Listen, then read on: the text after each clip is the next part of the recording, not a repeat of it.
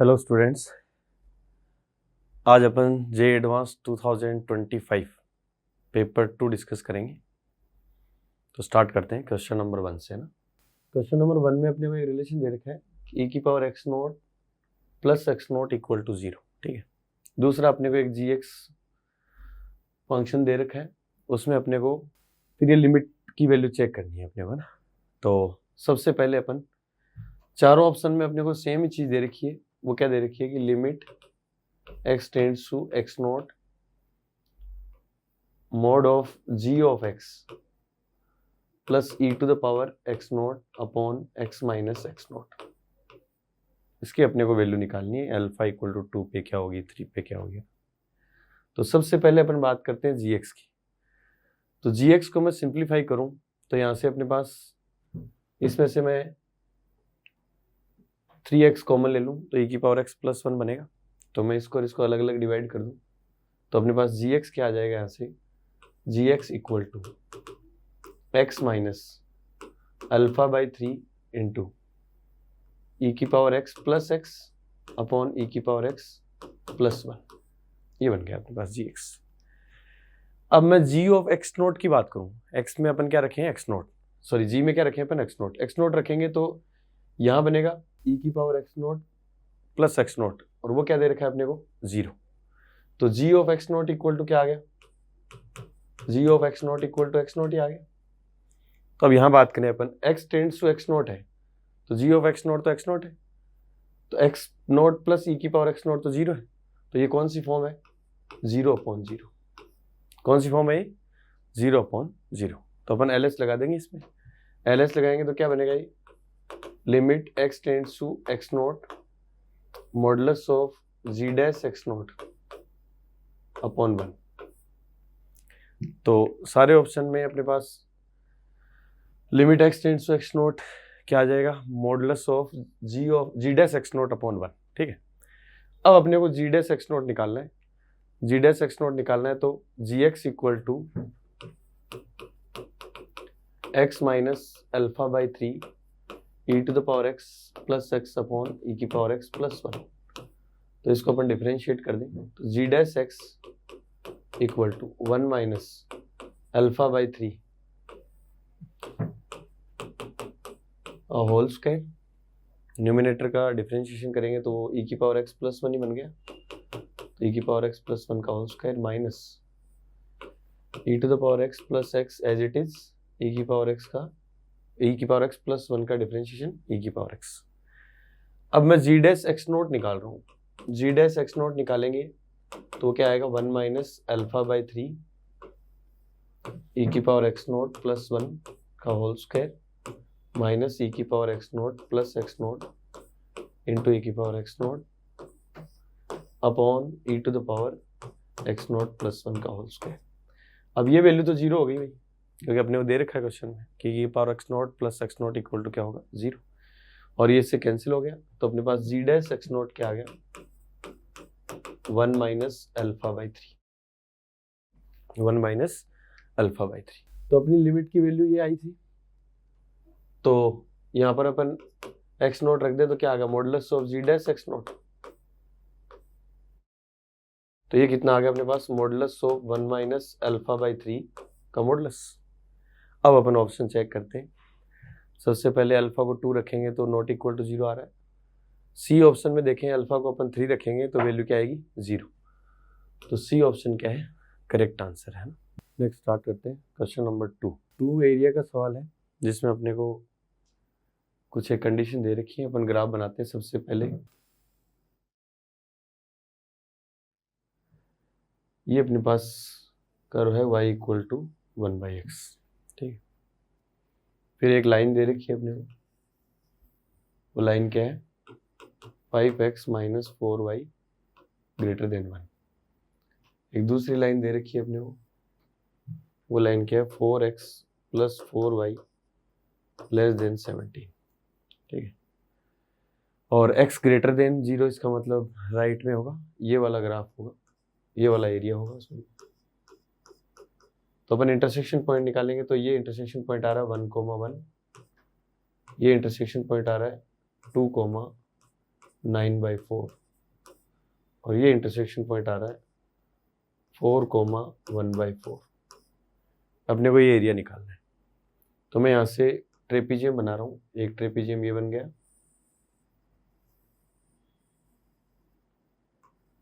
और दूसरा ट्रेपीजियम यहाँ से परपेंडिकुलर ड्रॉ कर दिया। तो रिक्वायर्ड एरिया इक्वल टू, पहले ट्रेपीजियम का एरिया क्या है 1/2 इंटू 1 + 9/4 इंटू 1, और दूसरे ट्रेपीजियम का एरिया क्या है 1/2 इंटू 1/4 + 9/4 इंटू 2। अब जो y = 1/x से जो ये एरिया बन रहा है नीचे वाला, ये एरिया मैं सब्ट्रैक्ट कर दूंगा। दोनों ट्रेपीजियम का एरिया ऐड कर दिया, इसमें से y = 1/x और x एक्सिस के बीच में जो एरिया बन रहा है उसको अपन सब्ट्रैक्ट कर दें, तो minus integration 1 to 4 1/x dx। ठीक है, तो अपन ने क्या किया, बेसिकली इन दोनों ट्रेपीजियम का एरिया ऐड कर दिया और उसमें से y = 1/x और x एक्सिस के बीच का एरिया 1 से 4 के बीच में जो एरिया है उस एरिया को मैंने क्या कर दिया यहाँ पे सब्ट्रैक्ट। ठीक है, तो यहाँ से अपने पास इसको सॉल्व करेंगे तो आंसर आ जाएगा 33/8 माइनस ln4। 33/8 माइनस ln4, मतलब बी ऑप्शन करेक्ट हो जाएगा। Next question number 3, the total number of real solution of the equation this. तो इसको अपन सिंप्लीफाई करते हैं। Theta equal to tan inverse 2 tan theta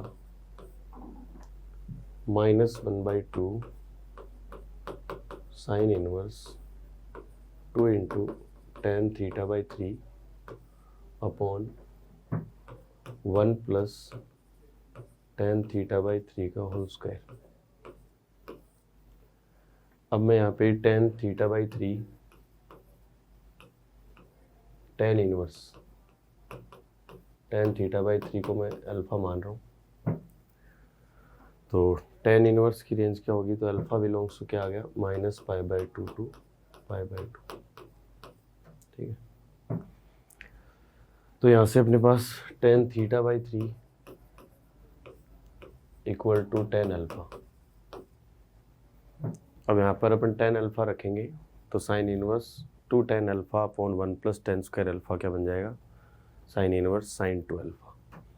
तो ये इक्वेशन अपने पास इस टाइप से आ गई, theta equal to tan inverse 2 tan theta minus 1/2 sine inverse sin 2 alpha. तो यहाँ से अपन 2 अल्फा बिलोंग्स टू निकाल लेंगे, तो 2 अल्फा बिलोंग्स टू क्या आ गया -π से π। अब sign inverse sin 2 alpha vertical line के अबाउट ब्रेक होगा, तो 3 केस बनाएंगे अपन। पहला 2 अल्फा कहाँ से कहाँ तक हो, -π से -π/2। दूसरा 2 अल्फा कहाँ से कहाँ तक हो, -π/2 से π/2। और थर्ड केस क्या होगा, 2 अल्फा क्या होगा π/2 से π। तो केस फर्स्ट की बात करें अपन, case first 2 alpha belongs to -π to -π/2। तो अल्फा बिलोंग्स टू क्या आ गया अपने पास यहाँ से -π/2 से -π/4। तो tan अल्फा क्या होगा less than -1। tan alpha less than -1 है, और tan θ/3 इक्वल टू क्या है tan alpha. tan alpha less than -1 है, तो tan थीटा क्या हो जाएगा, tan थीटा लेस देन -3। ठीक है, अब अपन इसको आगे सोल्व करते हैं। तो केस फर्स्ट में theta equal to tan inverse 2 tan theta minus 1/2 sine inverse sin 2 alpha. तो पहला केस है कि 2 अल्फा कहाँ से कहाँ तक है, -π से -π/2। तो नियरेस्ट ओड पाई क्या है, नियरेस्ट n पाई क्या है -π, वो क्या है ओड पाई। तो ओड पाई -x -2 alpha.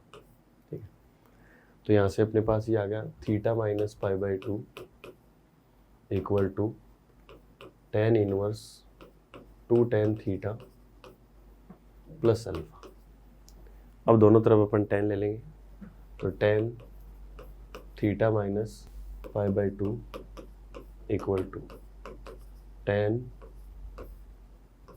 tan inverse 2 tan theta plus alpha.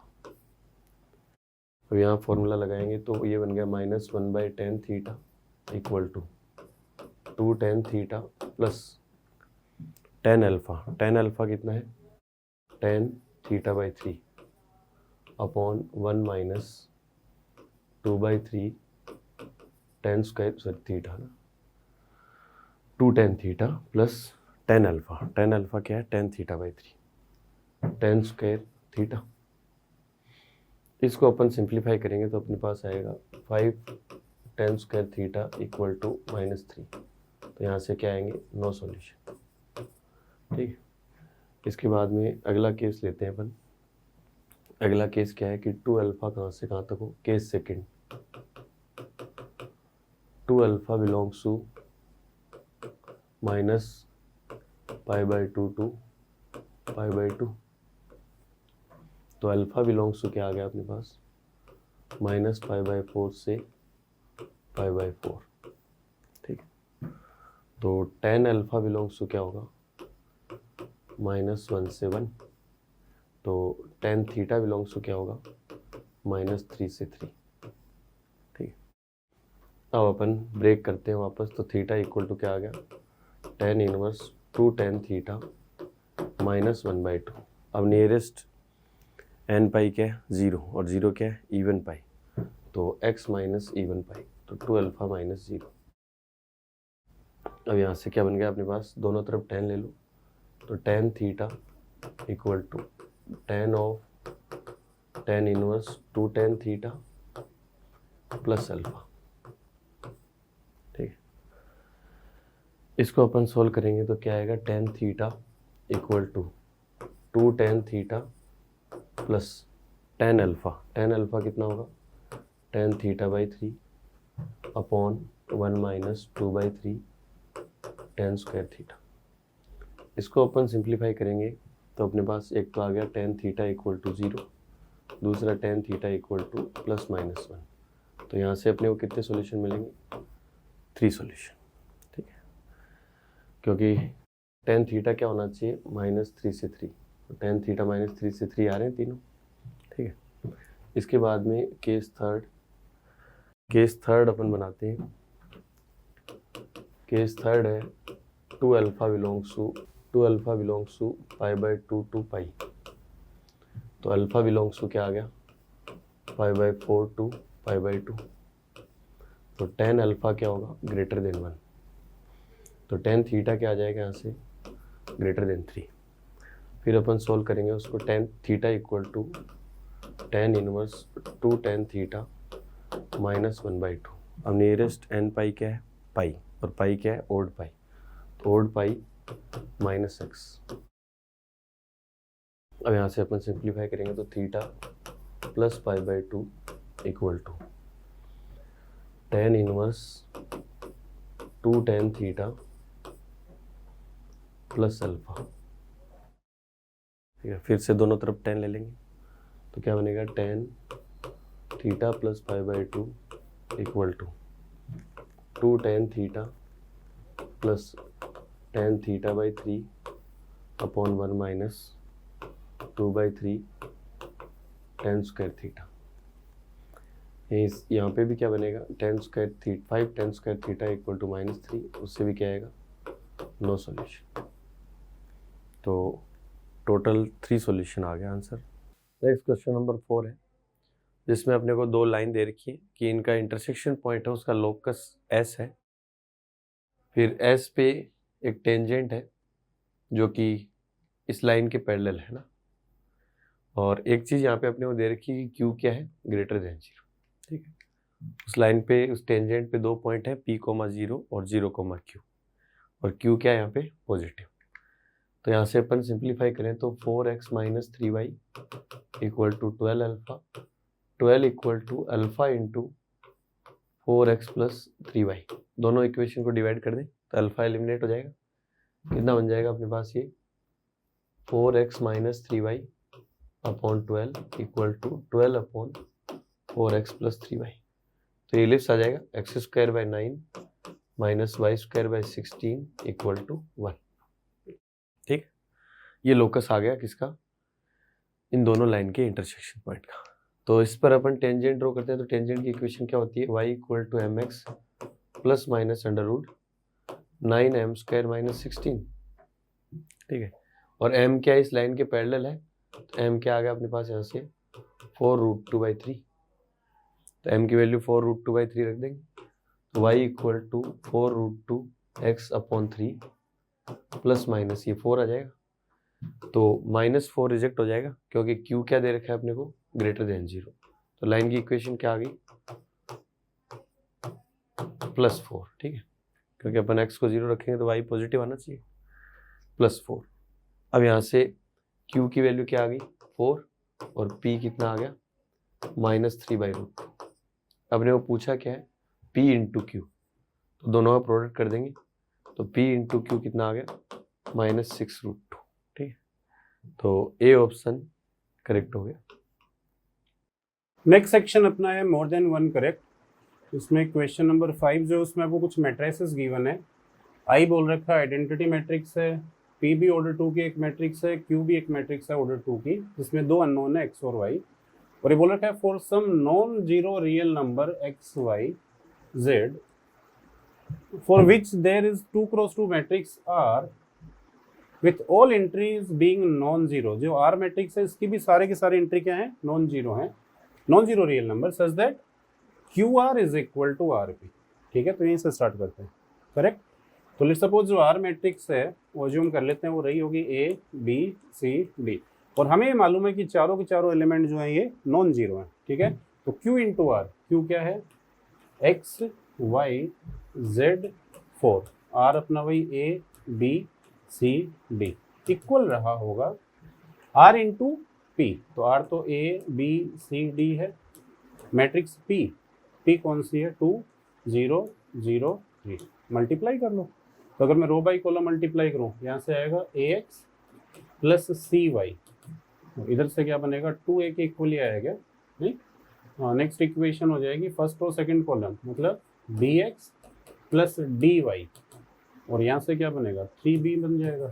ठीक है, सेकंड रो फर्स्ट कॉलम करूँ तो a z plus second row first column 4c, second row first column करूँ तो 2c plus second row second column करूँ तो B Z plus 4d, और यहाँ से क्या मिलेगा 3d। ठीक है, चार इक्वेशन हमें मिल गई। करेक्ट, इनको थोड़ा सिंप्लीफाई करो भाई। तो ये जो इक्वेशन इधर ले जाऊंगा मैं ऐसे लिख सकता हूँ x-2 times a plus y times c is equal to 0, एक इक्वेशन है। और इस वाली इक्वेशन को भी लिख सकते हैं उधर ले जाके x-3b plus y times d is equal to 0, ये बन जाएगी z times a plus 2c is equal to 0, और लास्ट हो जाएगी अगर मैं उस साइड लेके जाऊं तो z times b plus d is equal to 0। ठीक है, अब हम थोड़ा भी ढंग से ऑब्जर्व करोगे तो ये देखो सिस्टम ऑफ इक्वेशन जैसा ही कुछ दिख रहा है क्या। अगर मैं a और c में बात करूं तो सिस्टम ऑफ इक्वेशन में लिखा हुआ है और उसमें बोल रखा है कि नॉन जीरो एंट्रीज हैं, ये जो ABCD सारे क्या है नॉन जीरो हैं नहीं। तो होमोजीनियस सिस्टम ऑफ इक्वेशन के नॉन जीरो सॉल्यूशन वो तो तभी आए होंगे जब डेल्टा क्या रहा होगा 0। तो डेल्टा को 0 कर दो बस। तो इन दोनों से डेल्टा लिखूं तो क्या बनेगा x-2 y z2 कितना होना चाहिए 0। ठीक है, सेम ये दोनों भी होमोजीनियस इक्वेशन ही है नहीं, इनमें भी अगर मैं डेल्टा 0 करूं तो वो क्या बनेगा x-3 y z1 is equal to 0। दो इक्वेशन अपने पास आ जाएगी, मल्टीप्लाई कर दो, ये बना 2x minus 4 minus y z is equal to 0, और इसको सिंप्लीफाई करूँ तो x-3 माइनस वाई जेड ये भी कितना 0। इन दो इक्वेशन से आराम से सोल्व कर सकते हैं। अगर मैं सब्ट्रैक्ट कर दूँ तो ये कैंसिल हो जाएगा, x-1 है 0 है तो x की वैल्यू क्या बची 1, और x की जगह 1 रखूँ तो y इंटू जेड कितना मिल जाएगा -2। ये दो आंसर अपने पास मिल गए। ठीक है, तो हमें एक तो x की वैल्यू मिल गई, एक y इंटू जेड मिल गया। तो y इंटू जेड -2 है तो ये तो कैंसिल कर सकते हैं, ये तो नहीं होगा। ठीक है, और बाकी जो ऑप्शन कैलकुलेट करने हैं उसमें ढंग से देखो, determinant q minus 2i, q minus 3i, q minus 6i, जैसा तो अपन करते हैं कैरेक्टरिस्टिक इक्वेशन निकालने के लिए, determinant of q minus lambda i, तो मैं वही लिख देता हूँ। अगर मैं डिटर्मिनेंट लिखूँ q माइनस लैम्डा i का, इधर लिख लेते हैं, तो अगर मैं q माइनस लैम्डा i करूँ तो ये मैट्रिक्स है q, तो क्या बनेगा x minus lambda y z 4 minus lambda, ये रहा होगा determinant of q minus lambda i, ये आया होगा। ठीक है, तो अगर मैं इसको सोल्व करूं तो मल्टीप्लाई करो भाई, x की वैल्यू तो कितनी है 1 ही है, तो ये बन जाएगा 1 minus lambda into 4 minus lambda minus y z, और माइनस वाई जेड की वैल्यू भी अपने पास 2 हो जाएगा, तो प्लस 2, ये बन जाएगा सर। ठीक है, सिंप्लीफाई कर लो, इक्वेशन बनेगी लैम्डा स्क्वायर 4 और 1 माइनस 5 लैम्डा प्लस 6, यही बनेगा, which is lambda minus 2 into lambda minus 3, ये लिखा हुआ है। ठीक है, तो अगर मैं लैम्डा की जगह 2 रख दूं तो 0 आएगी क्या वैल्यू, तो सही बात है, q माइनस 2i का डिटर्मिनेंट कितना हो गया 0। और अगर मैं लैम्डा की जगह 6 रख दूं, 6 रखूं तो ये कितना बनेगा 4 इंटू 3 12, ये भी करेक्ट है। और अगर मैं लैम्डा की जगह 3 रख दूं तो वैल्यू 0 आएगी क्या, तो q माइनस 3i का डिटर्मिनेंट तो 0 होना चाहिए, ये क्या बोल रहे हैं 15, ये वाली वैल्यू इनकरेक्ट हो जाएगी। करेक्ट, तो अपना फाइनल आंसर क्या हो जाएगा ए एंड बी। नेक्स्ट पे आते हैं। नेक्स्ट में आपको बोल रखा है, let capital S denote the locus of mid point of those chords of the parabola, parabola के मिड पॉइंट का लोकस आपको दे रखा है, कौन सी पैराबोला के लिए, y square equals to x के लिए, such that area of the region enclosed between parabola and chord is 4/3, वो सारी कोड जो पैराबोला के साथ 4/3 रीजन का एरिया बना रहे हैं उनके मिड पॉइंट का लोकस कैलकुलेट करना है पहले। ठीक है क्या, तो पहले यही काम करते हैं, मैं नेक्स्ट पेज पे कर देता हूँ। तो पैराबोला तो यही है, y square equals to 4, y square equals to x की फॉर्म में, लेट्स इसकी कोड रही होगी, इसके मिड पॉइंट का लोकस चाहिए, ये मिड पॉइंट है। ठीक है, मिड पॉइंट को ले लेते हैं एच कोमा के। ठीक है, और ये जहाँ पे कट कर रही है इन दोनों पॉइंट के कोऑर्डिनेट भी मैं लिख देता हूँ, इसके कोऑर्डिनेट ले लिए x1 y1, इसके कोऑर्डिनेट ले लिए x2 y2, और जाहिर सी बात है x1 y1 x2 y1 दोनों पैराबोला पे लाई कर रहे हैं क्या। ठीक है, और इनका मिड पॉइंट अगर h कोमा के है तो ये रिलेशन भी लिख सकते हैं कि 2h की वैल्यू क्या होगी x1 प्लस x2, और 2k की वैल्यू क्या रही होगी y1 प्लस y2। ठीक है, बट अपन एरिया निकालने के लिए, हमें तो एरिया दी हुआ ना, इस एरिया निकालने के लिए y के रिस्पेक्ट में इंटीग्रेट करूंगा, तो इन x को भी y की फॉर्म में चेंज कर लो, x1 की जगह क्या लिख सकता हूँ y1 स्क्वायर, और x2 की जगह y2 स्क्वायर। तो अपने पास बेसिकली y1 प्लस y2 की वैल्यू है, y1 square plus y2 square की वैल्यू है। ठीक है, तो इन दोनों को यूज करके y1 इंटू y2 और y2 माइनस y1 लिख सकता हूँ क्या, मैं मान के चल रहा हूँ कि y2 की वैल्यू ज़्यादा है, मोड लिख लेंगे वो तो चलो कोई फर्क नहीं पड़ता। ठीक है, तो अगर मैं इसको सिंप्लीफाई करूँ तो इसको सिंप्लीफाई करूँ तो इसका स्क्वायर कर दो, यहाँ से क्या आएगा 4k स्क्वायर, वो बनेगा y1 square plus y2 square which is 2h। ठीक है, प्लस 2y1 y2, तो यहाँ से y1 y2 की वैल्यू और मिल गई हमें, जो कितनी I basically 2k square minus h। तो अपने पास y1 प्लस y2 की वैल्यू, y1 इंटू y2 की वैल्यू है, y1 प्लस y2 की वैल्यू है, एक मैं y2 माइनस y1 और लिख देता हूँ, इसको लिखूँ तो क्या लिखूँ, under root of y1 plus y2 का whole square minus 4y1 y2, ये वैल्यू भी अपन यूज करेंगे। तो मैं इधर लिख देता हूँ mode of y2 minus y1 कितना आएगा भाई, under root of y1 plus y2 का होल स्क्वायर मतलब 4k square minus 4y1 y2, इसको 4 से मल्टीप्लाई करूँ तो 8k स्क्वायर माइनस 4h। ठीक है, तो सिंप्लीफाई करूँ तो क्या बन जाएगा, ये बनेगा 4h माइनस 4k स्क्वायर, यानी 2 times of under root of h minus k square, ये वैल्यू आ गई mod of y2 minus y1। ठीक है, अपने सारी वैल्यू क्यों लिख रहे हैं, क्योंकि जब मैं एरिया कैलकुलेट करने जाऊंगा नहीं, तो अगर मैं y के रिस्पेक्ट में इंटीग्रेट करूं तो ये वैल्यू कौन सी है y2, ये वैल्यू कौन सी है y1। ठीक है, तो मैं y2 से y1 इंटीग्रेट कर दूंगा, कर सकता हूँ, लाइन माइनस पैराबोला। अब इस लाइन की इक्वेशन और लिखो, लाइन का मिड पॉइंट अगर मालूम होता है तो लाइन की इक्वेशन लिख लेते हैं क्या? लाइन की इक्वेशन क्या बनती है? t is equal to S1, ठीक है। तो पैराबोला तो ये है ही, वाई स्क्वायर को रिप्लेस करो किससे? y इंटू के, y1।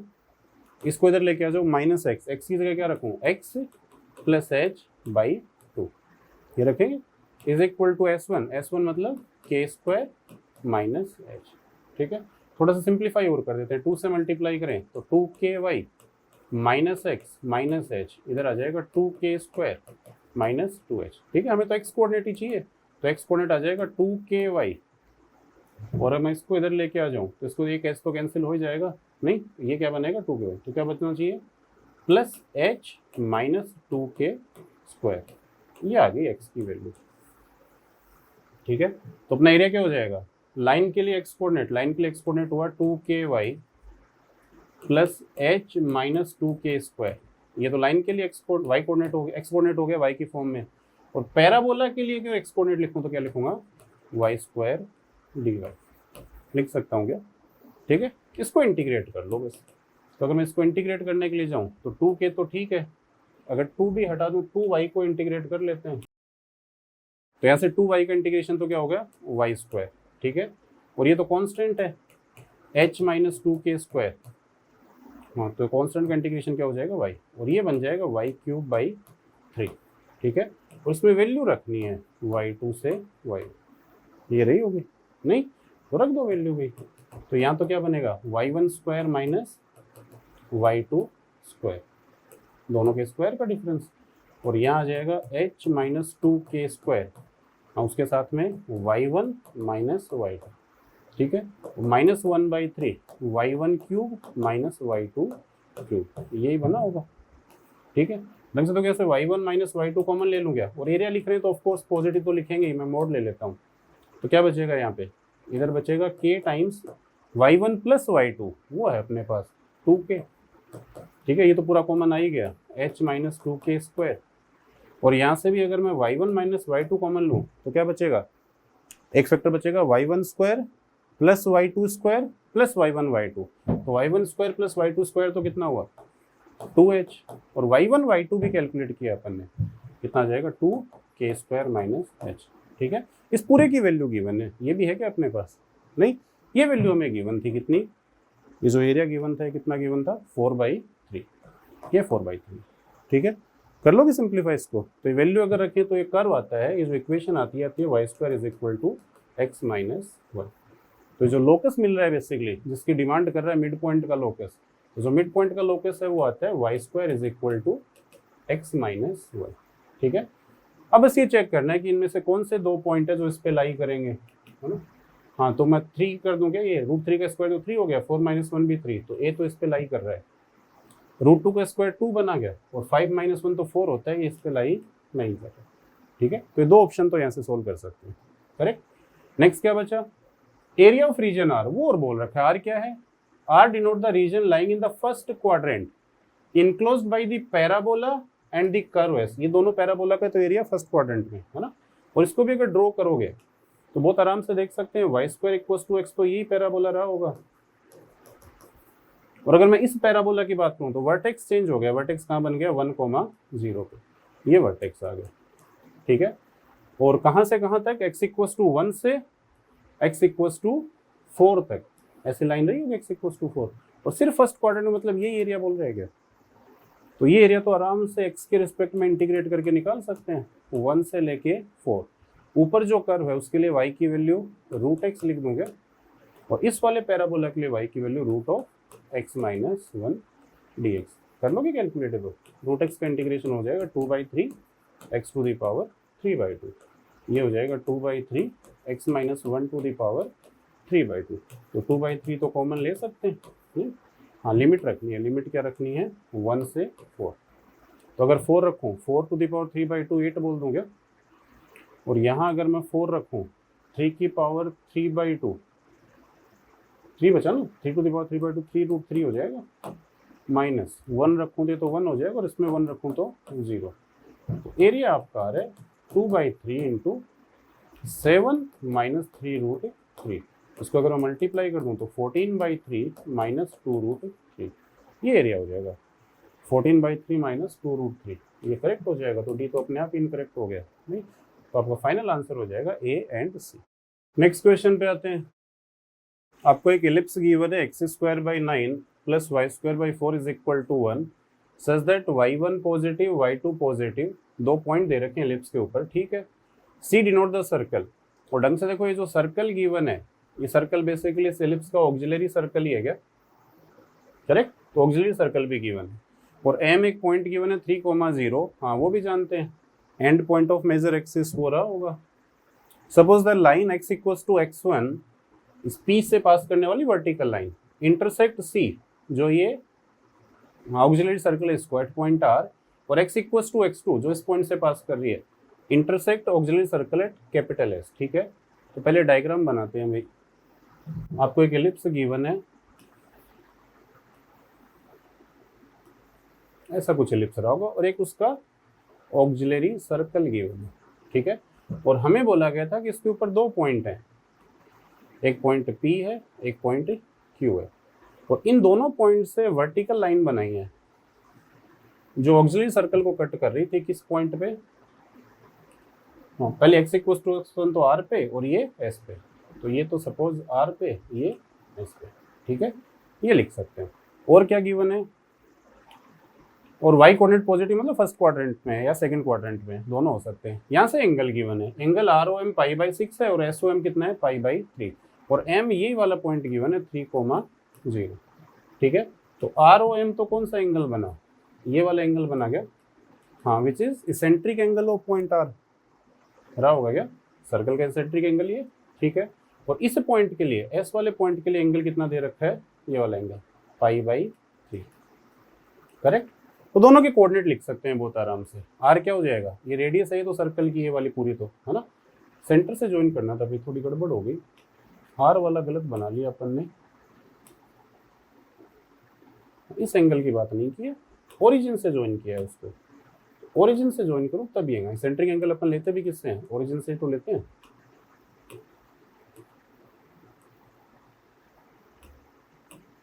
और ये एंगल दे रखा था π/3, ठीक है। तो इसके कोऑर्डिनेट क्या हो जाएंगे, ये तो रेडियस हुई ऑक्सिलरी सर्कल की 3 है, तो 3 cos थीटा 3 sin थीटा, तो 3 cos π/6 मतलब 3√3/2, और 3 sin π/6 3/2, और S के कोऑर्डिनेट चाहिए तो ये हो जाएगा π/3, 3 cos π/3 और 3 sin π/3 3√3/2, मिल गया क्या दोनों।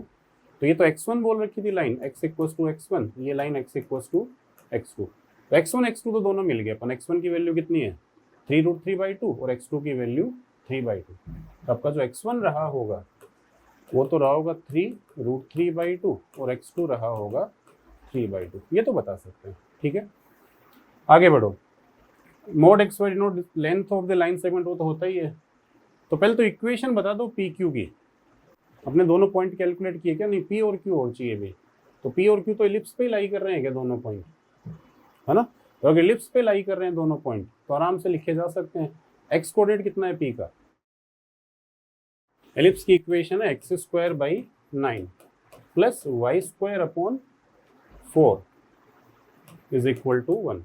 तो एक्स कोऑर्डिनेट तो सेम ही होगा दोनों का, तो मैं x की जगह अगर रखूं 3√3/2, तो y कैलकुलेट करो भाई, इसका स्क्वायर कितना बन गया, ये बन जाएगा 27/4, 9 × 4 plus y²/4 is equal to 1। तो ये 3 टाइम्स कैंसिल हो जाएगा, तो ये कितना बचा 1 - 3/4 1/4, तो y² 1 आ रहा है, तो y की वैल्यू 1 बोल दूंगा क्योंकि पॉजिटिव रखना है हमें। तो p के कोऑर्डिनेट तो क्या हो गए, p के कोऑर्डिनेट हो जाएंगे 3√3/2, 1। सिमिलरली अगर q के कोऑर्डिनेट चाहिए तो इसी इक्वेशन में x की जगह रख देना चाहिए 3/2, यही तो वर्टिकल लाइन है जो एलिप्स को कट कर रही है। 3/2 रखोगे कितना 9/4, तो 1/4 plus y²/4 is equal to 1। 3/4 तो y² 3 है, y की वैल्यू √3, ठीक है। तो q के कोऑर्डिनेट हो जाएंगे 3/2, √3, करेक्ट। और इसी पी क्यू की इक्वेशन तुमसे पूछी है, तो स्लोप कैलकुलेट कर लेते हैं पहले। तो अगर मैं स्लोप रखूं तो √3 - 1 डिवाइडेड बाई इसके हो जाएगा 3 - 3√3/2, यही बनेगा। सिंप्लीफाई करो भाई, -2/3 बचना चाहिए, यहाँ से -3 कॉमन आ जाएगा, न्यूमरेटर में चला जाएगा। और पॉइंट तो कोई सा भी ले लो, सेम ही आनी है। अगर मैं ये पॉइंट ले लूँ तो इक्वेशन क्या हो जाएगी, इक्वेशन हो जाएगी y - √3 -2/3 x - 3/2, ये रही होगी। मल्टीप्लाई कर दो, ये बन रही है 3y - 3√3 is equal to -2x plus 6 नहीं +3, हाँ ये 2 तो कैंसिल हो जाएगा, है ना। तो अल्टीमेटली इक्वेशन क्या बन रही है, 2x plus 3y is equal to 3 common ले लो, √3 प्लस 1, 3√3 प्लस 3, इस टाइप की इक्वेशन आ रही है। ठीक है, कौन सी इक्वेशन चेक करो भाई, ये बन रहा है 2x plus 3y, 2x plus 3y मतलब ए ऑप्शन करेक्ट हो जाएगा। ठीक है, तो ए करेक्ट हो गया तो बी ऑटोमेटिकली इनकरेक्ट हो गया। सी ऑप्शन बोल रहा है n2 है x2, 0 और x2 अपन ने निकाल रखा है, x2 कितना है 3/2, तो अपना n2 जो पॉइंट है वो तो कितना हो गया 3/2, 0, ये बनेगा। और ये डिस्टेंस बता दो कौन सी, 3/2, 0, तो यही पॉइंट रहा होगा। इसको बेसिकली n2 बोल रखा है, इसको n1 बोल रखा है, उसमें 2 पॉइंट, 2 कैलकुलेट करने हैं। n2q तो ये डिस्टेंस हुई q का y कोऑर्डिनेट, और q का y कोऑर्डिनेट कितना है √3, तो ये हो जाएगा 3 × √3, LHS तो यही बना। 2 ×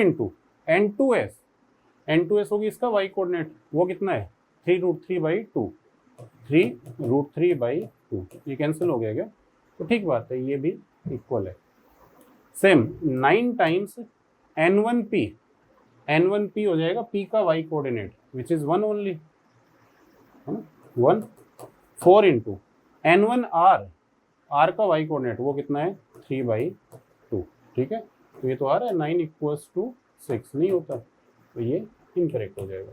तो अपना फाइनल आंसर कौन सा हो गया, option A and option C. Next question है, आपको बोल रखा है एक फंक्शन गिवन है 6x + sin x / 2x + sin x, x 0 नहीं है तो 0 पे वैल्यू 7/3 है। ठीक है, r से r में डिफाइन है। Which of the following statement is are true. Basically AOD का सवाल है, मैक्सिमम मिनिमम आपको कैलकुलेट करना है, और जब भी मैक्सिमम मिनिमम कैलकुलेट करेंगे डिफरेंशिएशन से करेंगे, एप्लीकेशंस ऑफ डेरिवेटिव ही है। तो पहले कंटिन्यूटी चेक कर लेते हैं, 0 पे इसकी वैल्यू कितनी है 7/3, और अगर मैं इसकी लिमिट भी लिखूँ 0 पे, मैं इस फंक्शन को ऐसे लिख देता हूँ, हाँ x से डिवाइड कर दो, 6 + sin x / x divided by 2 + sin x / x, और ये कितना है 7/3। ये कब है, जब x 0 नहीं है, और ये कब है, जब x 0। ठीक है, तो अपन जानते हैं 0 पे sin x / x की लिमिट कितनी होती है, 1 ही होती है, तो 7/3 बन रही है लिमिट भी, और 0 पे वैल्यू भी कितनी है 7/3। इसका मतलब कंटिन्यूस तो है, वो तो चेक करने की जरूरत नहीं है। ठीक है, मैक्सिमा है या मिनिमा है, ये चेक करने के लिए डिफरेंशिएट करो, और डिफरेंशिएट करने के लिए थोड़ा सिंप्लीफाई कर लेते हैं। इसको डिवाइड कर सकते हैं क्या, 6x को लिख दिया 2x + 4x, तो 2x वाला तो डिवाइड हो गया, क्या बचेगा 4x / 2x + sin x, यही बचा होगा। अब डिफरेंशिएट मार दो तो f' क्या बनेगा, ये तो 0 हो गया, इसका डेरिवेटिव 2x + sin x का होल स्क्वायर, और अगर मैं 4 को बाहर पटक दूँ तो 2x + sin x as it is, x का डेरिवेटिव 1 ही है, minus x as it is, इसका डेरिवेटिव 2 + cos x। थोड़ा सिंप्लीफिकेशन रिक्वायर्ड है, वो करो भी। हाँ, तो ये दिख रहा है कि एक 2x तो कैंसिल हो गया, क्या बचेगा, ये 4 times sin x - x cos x divided by 2x + sin x का होल स्क्वायर, ये डेरिवेटिव आ रहा है। ठीक है, इसको थोड़ा और ढंग से सिंप्लीफाई करने के लिए cos x कॉमन ले लो, तो क्या बचेगा, ये बचेगा 10x - x divided by 2x + sin x का होल स्क्वायर, ये अपना डेरिवेटिव रहा होगा। ठीक है, तो 0 पे मैक्सिमा मिनिमा चेक करना है, तो f' का साइन चेक कर लेते हैं 0 पे। क्लियर है क्या, तो अगर x = 0 की बात करूँ तो 0 पे तो वैल्यू कितनी आ रही है 0, 0 के आगे बात करूँ तो ये तो पॉजिटिव है, ये भी पॉजिटिव है, और 0 के आगे 10x की वैल्यू x से तो ज़्यादा ही होती है, तो कैसी वैल्यू आ रही है पॉजिटिव। और अगर मैं 0 के पहले बात करूँ तब भी ये तो पॉजिटिव है, ये भी पॉजिटिव है, बट 0 के पहले x की वैल्यू sin x से ज़्यादा हो जाएगी, तो साइन कैसा आएगा नेगेटिव, और डेरिवेटिव अगर नेगेटिव से पॉजिटिव गया है तो मैक्सिमा नहीं, क्या आया होगा, मिनिमा आया होगा, ये बोल सकते हैं। ठीक है क्या, तो 0 पे तो अपन ने चेक कर दिया। नेक्स्ट क्या चाहता है, नेक्स्ट बोला इस इंटरवल में चेक करके बताओ पाई से 6π में कितने मैक्सिमा है, 2π से 4π में कितने मिनिमा है, ये चेक करना है। ठीक है क्या, तो बेसिकली ग्राफ से ही जाएंगे, ग्राफ बनाना पड़ेगा भाई। तो अगर मैं 10x और x का ग्राफ बनाऊं, अगर 10x और x का ग्राफ बनाने की कोशिश करें,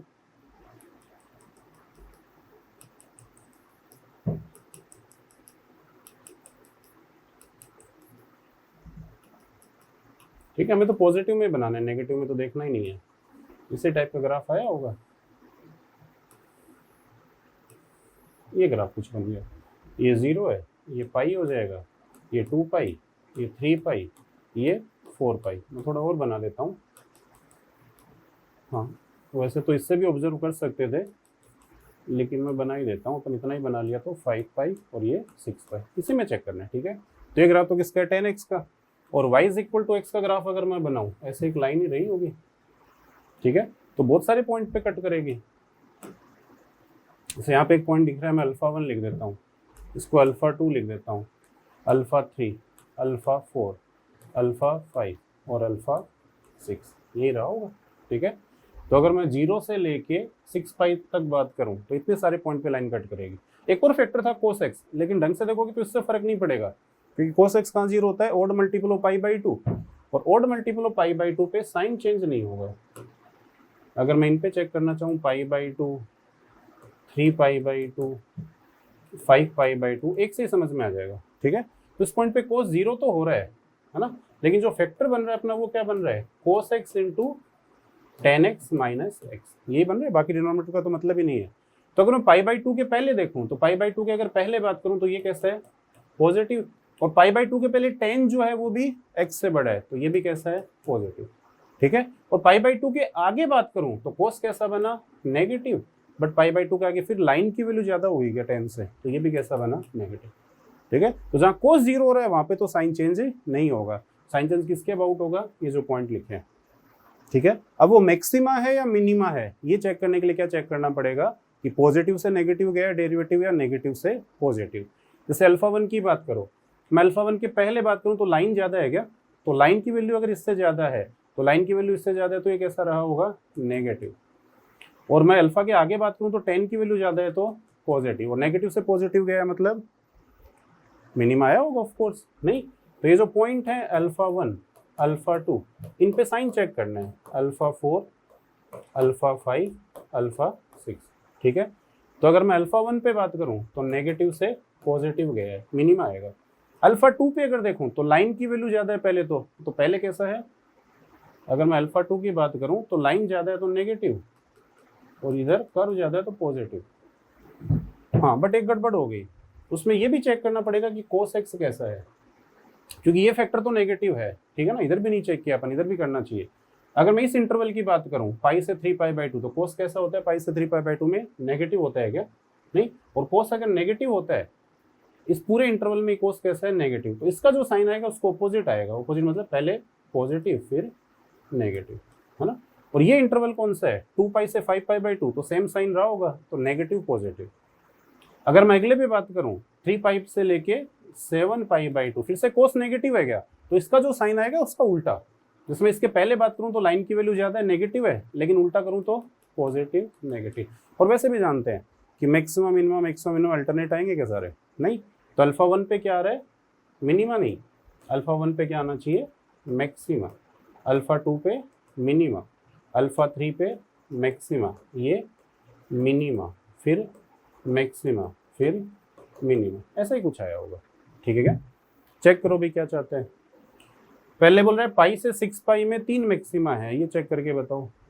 अगर मैं पाई से स्टार्ट करके 6 पाई तक जाऊं तो कितने मैक्सिमा आए होंगे भाई, हाँ 3 मैक्सिमा ही आ रहे हैं, α1, α3 और α5। तो सही बात है, ऑप्शन सी क्या हो जाएगा, करेक्ट। और ये बोल रहे 2 पाई से 4 पाई में, अगर मैं 2 पाई से लेके 4 पाई तक जाऊं तो एक ही मिनिमा आ रहा है, हाँ α2 पे मिनिमा आ रहा है, α3 पे तो मैक्सिमा आएगा। तो ये भी करेक्ट है क्या, ये भी करेक्ट हो जाएगा, ठीक है। तो फाइनल आंसर क्या हो गया, बी, सी एंड डी। तो आपके सामने एक इक्वेशन बनी हुई है ठीक है, तो आपको एक लीनियर डिफरेंशियल इक्वेशन दे रखी है, आपको इसने बोल रखा है x की वैल्यू 1/e से बड़ी है, और आपको बोल रखा है कि x जब 1 है तो y की वैल्यू क्या आ रही है, 0 आ रही है। अब इस डिफरेंशियल इक्वेशन को सॉल्व करना है और हमें y ऑफ x कैलकुलेट करना है। y ऑफ x कैलकुलेट होने के बाद में वो हमें बोल रहा है कि जब x की वैल्यू e है तो e रख के y की वैल्यू निकालिए, और जब x की वैल्यू e स्क्वायर है तब आप y की वैल्यू निकालिए। दोनों का रेशियो लेना है और करस्पॉन्डिंग हमें आंसर कैलकुलेट करना है। चलिए दिमाग लगाते हैं। सबसे पहले तो देखते हैं कि सर अगर मैं एक्स स्क्वायर से पूरी इक्वेशन को डिवाइड कर दूं तो देखिए ना यहाँ पर क्या बन जाएगा, यहाँ बन जाएगा dy बाई डी एक्स। अगर मैं एक्स स्क्वायर से डिवाइड कर रहा हूँ तो plus y by x equals 1 plus y by x का होल स्क्वायर। ठीक है, y बाई एक्स का फैक्टर रिपीट करता हुआ दिख रहा है तो हम एक अज्यूम कर लेते हैं कि let y by x equals t. Let y by x equals t मतलब y इक्वल्स एक्स टी। तो dy बाई डी एक्स किसके बराबर आ गया, तो dy बाई डी एक्स बराबर आ गया है t plus x D T by d x. ठीक है, तो यहाँ पर हमारे पास वैल्यू क्या आ जाएगी, t plus x D T by d x, ये हो गया dy बाई डी एक्स की जगह, प्लस y बाई एक्स को अपने क्या माना है, t equals 1 plus T square.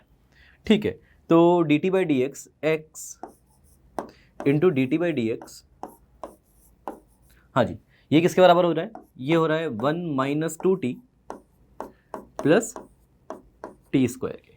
ठीक है जी, तो ये हम लोगों ने सॉल्व कर लिया। ये कंप्लीट स्क्वायर बनता हुआ क्रिएट होता हुआ दिख रहा है हमें। तो आप देखिए यहाँ पर कि क्या हो जाएगा, D T by d x, D T by d x किसके बराबर हो जाएगा सर, ये हो जाएगा हमारे पास में t माइनस 1 का होल स्क्वायर अपॉन ये एक x है, ये भी डिनोमिनेटर में ले आता हूँ, अपॉन x। ठीक है, तो अब क्वेश्चन क्या है, वेरिएबल सेपरेबल में कन्वर्ट हो गया है ना। आप देख सकते हो t की टर्म्स एक के साथ आ रही है जिसको मैं इधर ला सकता हूँ, और x की टर्म्स को मैं dx को मैं उधर ले आता हूँ। तो यहाँ पर क्या बन जाएगा, dt अपॉन t माइनस 1 का whole square will be equals to dx upon x। मैंने दोनों तरफ इंटीग्रेट कर दिया। ठीक है, अब इसका इंटीग्रेशन क्या हो गया, इसका इंटीग्रेशन हो गया, आप देखो इसको मन में सोचो कि ये t माइनस 1 की पावर माइनस 2 लिखा हुआ है, लीनियर फैक्टर की पावर माइनस 2 लिखा हुआ है, तो इंटीग्रेशन क्या हो जाएगा, तो यहाँ हो जाएगा t माइनस 1 की पावर माइनस 1। ठीक है, माइनस 2 प्लस 1 अपॉन, अच्छा minus 2 plus 1 upon minus 1 equals ln mod of x plus c। ये आपने इसको इंटीग्रेट कर दिया। ठीक है, t किसके बराबर है, y बाई एक्स के बराबर है। तो चलो इसको ऐसे लिख देते हैं कि -1 अपॉन y माइनस एक्स का एलसीएम भी आ रहा है x का, तो उस x को मैं इंटू एक्स करके ऊपर ले जाता हूँ। तो आपने क्या देखा, इसको y, इसको आप सब मन में देखो कि ये -1 अपॉन t माइनस 1, माइनस 1 ऊपर आ गया न्यूमरेटर में और अपॉन t माइनस 1 आ गया। t की जगह मैंने लिख दिया y बाई एक्स, तो y बाई एक्स लिखोगे तो x का एलसीएम आ गया, x ऊपर चले गया, इक्वल्स ln ऑफ, अब आप x की वैल्यू आप देख लो, वैसे आप e और e स्क्वायर पुट कर रहे हो तो x तो पॉजिटिव ही है, तो मैं मॉड को हटा रहा हूँ, ln x प्लस c। ठीक है, चलो जी इस माइनस को कंपनसेट ही कर देते हैं, तो x upon x minus y equals ln x plus c। ठीक है, चलो जी अब एक एक करके हम लोग वैल्यूज कैलकुलेट कर लेते हैं। सबसे पहले हमें वैल्यू कैलकुलेट करनी है जब x क्या हो, e हो, और दूसरा हमें वैल्यू कैलकुलेट करनी है जब x बराबर क्या हो, e स्क्वायर हो, है ना। इन दोनों पर हमें एक के दोनों पर वैल्यूज कैलकुलेट करनी है। चलो ये वैल्यू कैलकुलेशन है, अपन कलर चेंज कर लेते हैं। ठीक है, तो जब x इक्वल्स e है तो e अपॉन x की जगह e माइनस वाई। अच्छा पहले आपको c की वैल्यू भी निकालनी पड़ेगी। अच्छा c की वैल्यू निकालने के लिए इसने आपको एक इनिशियल कंडीशन दे रखी है, पहले आप उसको यूज़ करके c कैलकुलेट कर लो, फिर आप आगे कैलकुलेशन कर लेना। ठीक है, ये कैलकुलेशन से पहले आप है ना c की वैल्यू भी कैलकुलेट कर लो। ठीक है, तो c की वैल्यू कैलकुलेट हो जाएगी, उसके बाद में हम ये वाली वैल्यूज़ को आगे कैलकुलेट कर लेंगे। ठीक है, तो आप एक काम करिए, इधर देखिए, c कैलकुलेट करने के लिए इसने आपको एक इनिशियल कंडीशन दे रखी है कि जब x इक्वल्स 1 है तो y इक्वल्स 0 है। इस कंडीशन को यूज़ करके अपन c भी कैलकुलेट कर सकते हैं, इसको कैलकुलेट कर लो।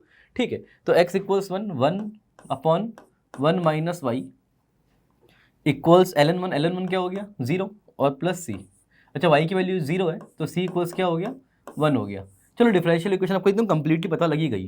तो यहाँ क्या हो जाएगा, x upon x minus y equals ln x plus 1। तो प्लस 1 कर रहे हो, 1 की जगह लिख सकते हो ln e लिख सकते हो, ln e तो लॉग की प्रॉपर्टी यूज होके x इंटू ई हो जाएगा। ठीक है, आई होप समझ में आता होगा, एकदम बेसिक लॉग की प्रॉपर्टी लगाई है मैंने। ठीक है, चलो अब हम जो काम कर रहे थे पहले उसको कंटिन्यू कर लेते हैं। ठीक है, एक एक करके वैल्यूज निकाल लेते हैं। जब x इक्वल्स ई है तो y की वैल्यू क्या होगी, और जब x इक्वल्स ई स्क्वायर है तो y की वैल्यू क्या होगी। तो x को e रख देते हैं, तो क्या आ रहा है e upon E minus Y. ठीक है, और यहाँ पर देखो ln ऑफ ई स्क्वायर क्या हो जाएगा 2। ठीक है, तो यहाँ देख सकते हो e will be equals to 2e minus 2y। तो 2y will be equals to e, तो y इक्वल्स e बाई 2। चलो ये पहली वैल्यू अपनी कैलकुलेट हो गई, इसको a नाम दे देते हैं। ये किसकी वैल्यू कैलकुलेट कर ली आपने, ये आपने y ऑफ e की वैल्यू कैलकुलेट करनी है, इसका स्क्वायर करना है, वो अपन बाद में देख लेंगे। और फिर दूसरी वैल्यू कहाँ कैलकुलेट करनी है, जब x इक्वल्स क्या हो ई स्क्वायर हो। जब x इक्वल्स ई स्क्वायर है तब हमें y की वैल्यू कैलकुलेट करनी है। तो x को आप ई स्क्वायर रख दो, x को आप ई स्क्वायर कहाँ रखेंगे, ये आपने डिफरेंशियल इक्वेशन जो कैलकुलेट कर रखी है इसमें रख दीजिए।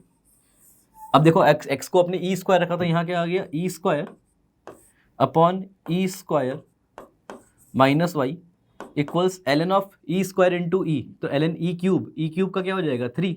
तो e square will be equals to 3e square minus 3y।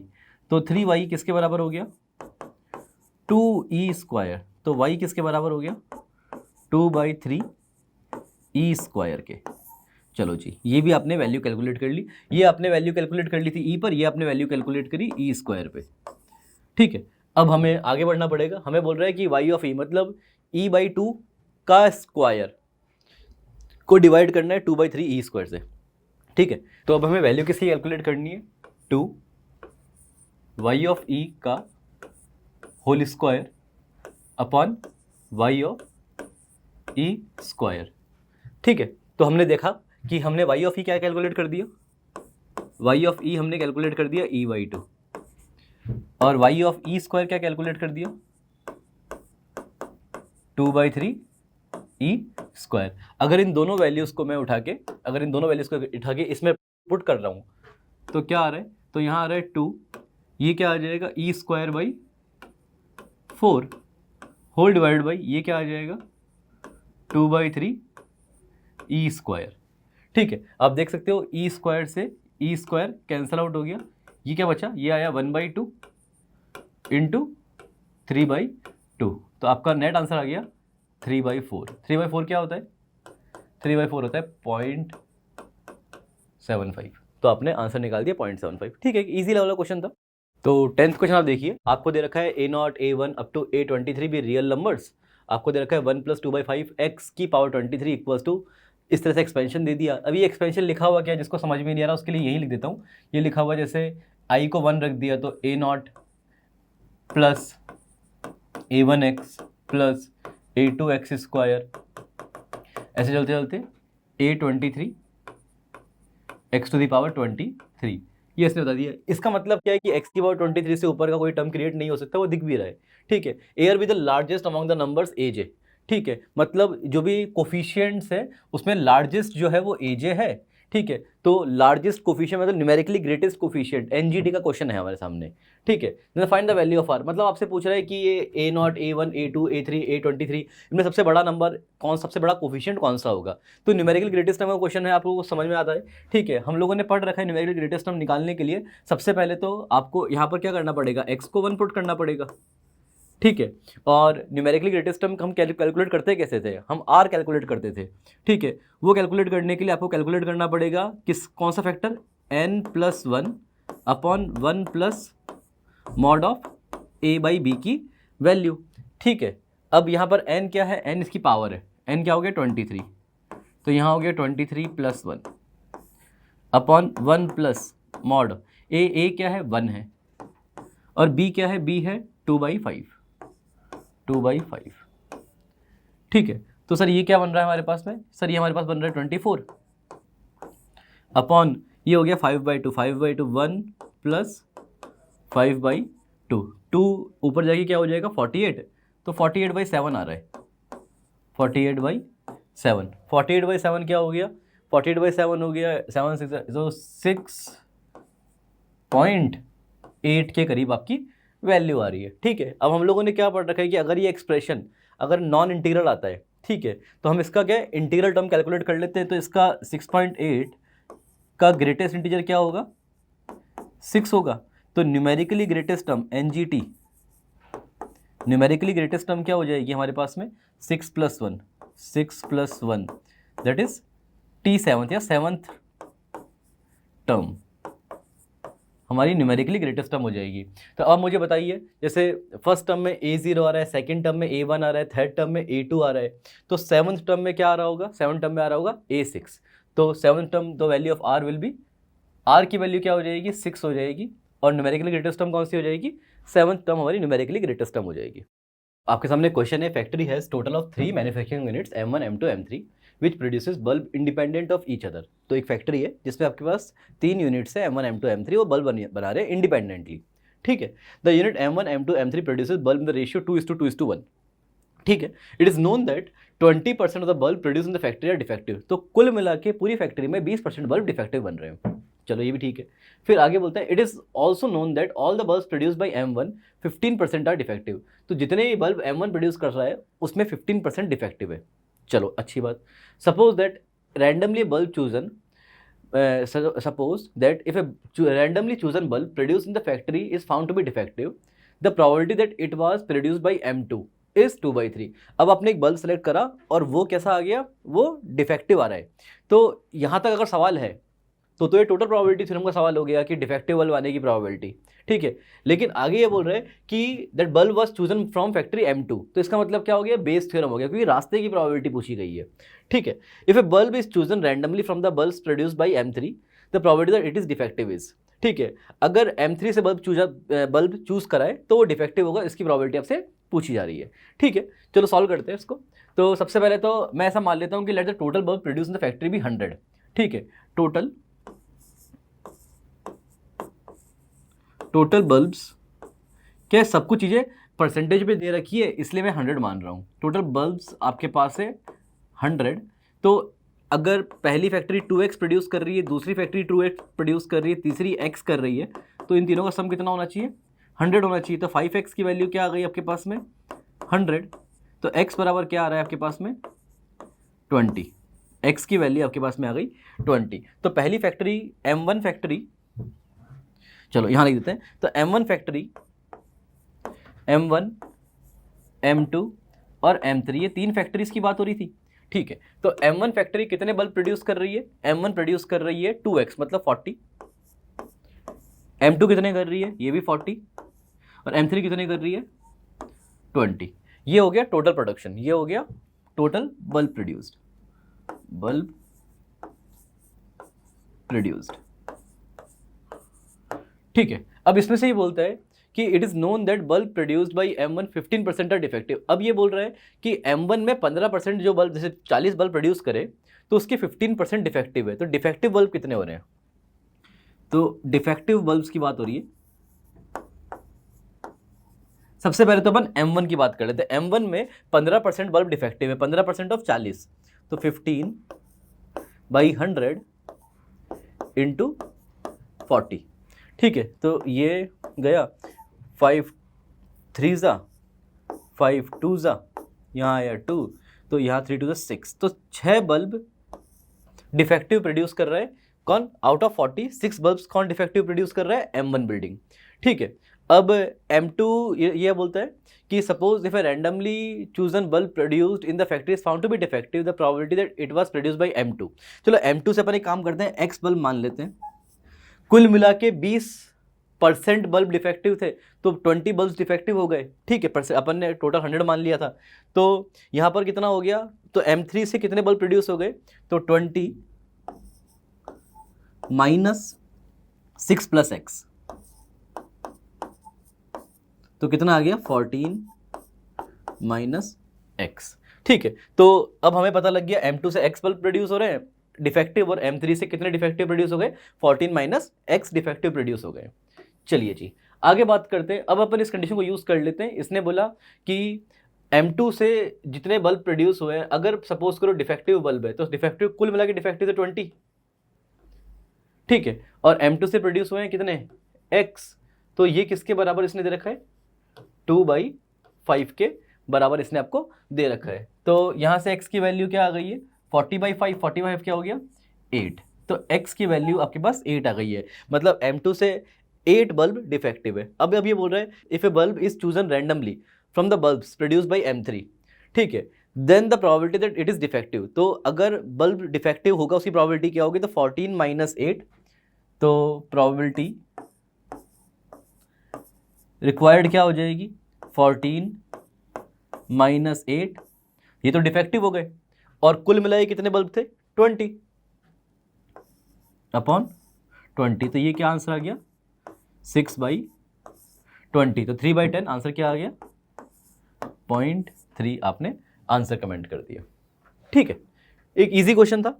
Next question देख लेते हैं, ठीक है जी। तो आपको बोला गया अगले क्वेश्चन के अंदर आपको x, y और z 3 वेक्टर्स आपको दे रखे हैं for 3 distinct positive numbers alpha and beta, आपको x, y और z भी आपको दे रखा है, ठीक है। If the vector x, y, z are in a plane the value of alpha plus beta -3 आपसे पूछ रहा है, ठीक है बेटा। इस सवाल को अपन देख लेते हैं। आपको बोलता है x, y, z एक प्लेन में है, x, y, z एक प्लेन में है, अगर x, y, z एक प्लेन में है तो एक कोप्लेनर हो गए, तो अगर ये कोप्लेनर है तो इनका बॉक्स प्रोडक्ट क्या हो जाएगा, box of x, y, z, ये कितना आ जाएगा, box of x, y, z आ जाएगा 0। अब box of x, y, z अब देखिए, अब box of x, y, z आपको देखो अल्फा बीटा के टर्म्स में दे रखा है। हम लोगों ने क्लास में प्रॉपर्टी पढ़ी है कि हम लोग चलो इसको ऐसे लिख देता हूँ पहले तो मैं, कि बॉक्स ऑफ, पहले इसको लिख देते हैं जैसे जैसे लिखा हुआ है कि alpha x plus beta y minus z, ठीक है, x vector, y vector, z vector, ठीक है, फिर माइनस x, पहले माइनस x लिख रहा हूँ, फिर प्लस अल्फा y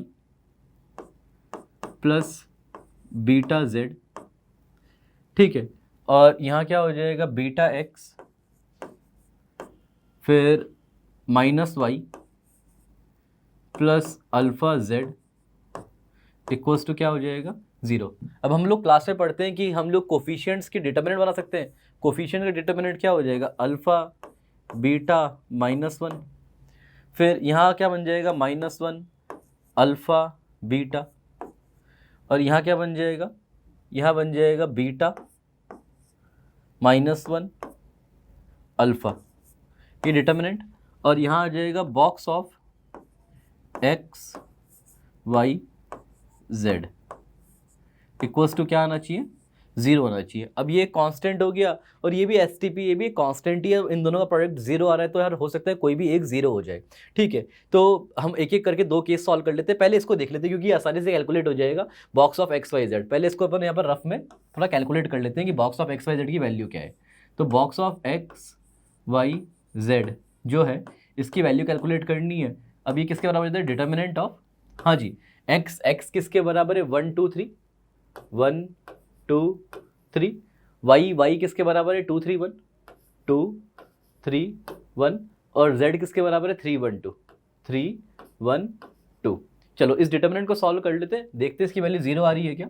तो यहाँ पर क्या आ रहा है 1, तो 3 2 6, 6 - 1 5 -2, ये क्या हो गया 4 - 3 1, और +3, ये क्या हो गया 2 - 9 क्या हो गया -7। तो आप देख सकते हो नॉन जीरो वैल्यू आ रही है, it is not equals to 0, ठीक है। तो इसका मतलब हो गया सर ये जो क्वांटिटी है ये क्या है नॉन जीरो है।